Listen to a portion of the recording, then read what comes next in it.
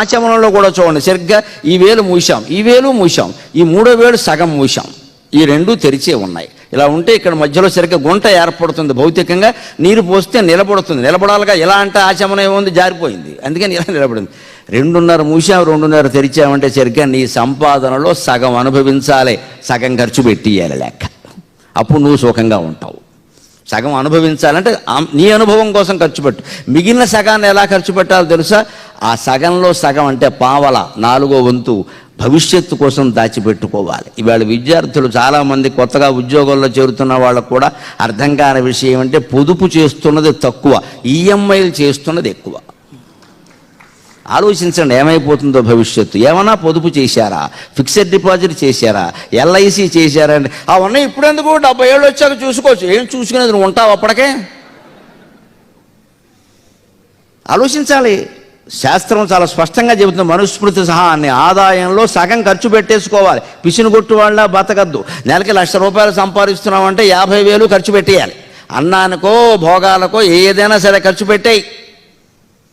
మిగిలిన 50,000లో 25,000 రూపాయలు fixed deposit చేసి ఇవ్వాలి. బంగారం కొనుక్కోవాలి, ఏదో కొనుక్కో, ఎంత వస్తే అంత కొనుక్కో. లేకపోతే 4 నెలల్లో దాచిపెట్టుకో. 1,00,000 రూపాయలు వచ్చింది, 2 తులాలు కొనాయి, దాచిపెట్టుకు. ఇప్పుడు గ్రామ్ బంగారాలు కూడా అమ్ముతున్నారమ్మా. గ్రామ్, నెలకు గ్రాము చొప్పున కొనండి. ఏడాది 10 ఏళ్ళు అయ్యాక చూసుకోండి ఎన్ని గ్రాములు వచ్చాయో. 120 గ్రాములు వచ్చాయి. ఎంత అయిపోయింది ఏకంగా.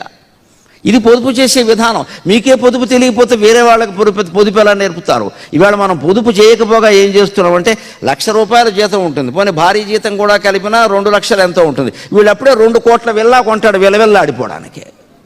పెద్దిల్లు ఉండాలి కదండి, పెద్దిల్లు ఉండాలి కదండి. 4 బెడ్రూమ్స్ 4 బాత్రూమ్స్. అసలు వస్తే కదా బాత్రూము.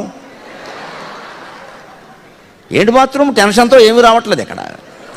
ఎందుకు అన్ని బాత్రూములు ఎందుకు? 4 బెడ్రూమ్స్ 4. పైగా ఇంటికి బంధువు ఎవడొస్తారండి? మన ఇంటికి బంధువు ఎవడు రాడు ఇక్కడ. మన హృదయమే ఎలా ఉంది కదా, ఎవడొస్తాడు?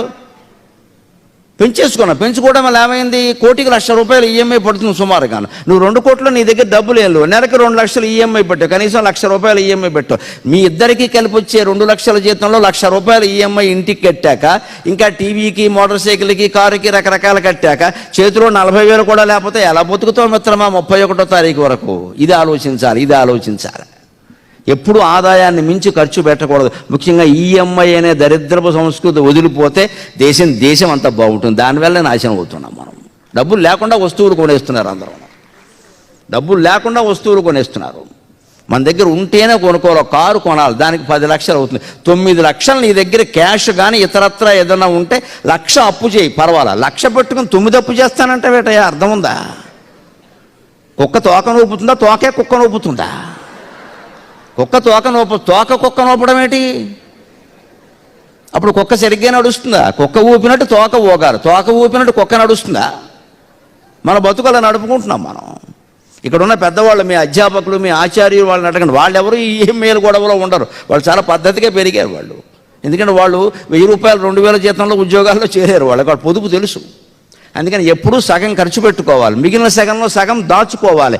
ఆ మిగిలిన సగం మన భారతీయ సంస్కృతి చెబుతున్న మాట, దాన ధర్మాలు చెయ్యాలి. అది వచ్చే జన్మకి పెట్టుబడి. మీరు ఎప్పుడైనా సరే మీరు కడుపు నిండా ఒక హోటల్లో భోజనం చేసిన దానికంటే, రకరకాల పదార్థాలు సేవించి బయటకు వచ్చి ఆనందించిన దానికంటే, ఆకలితో బాధపడే వాళ్ళకి ఎవరికైనా ఒక 100 రూపాయలు వచ్చి నువ్వు భోజనం చేయమని చెప్పండి.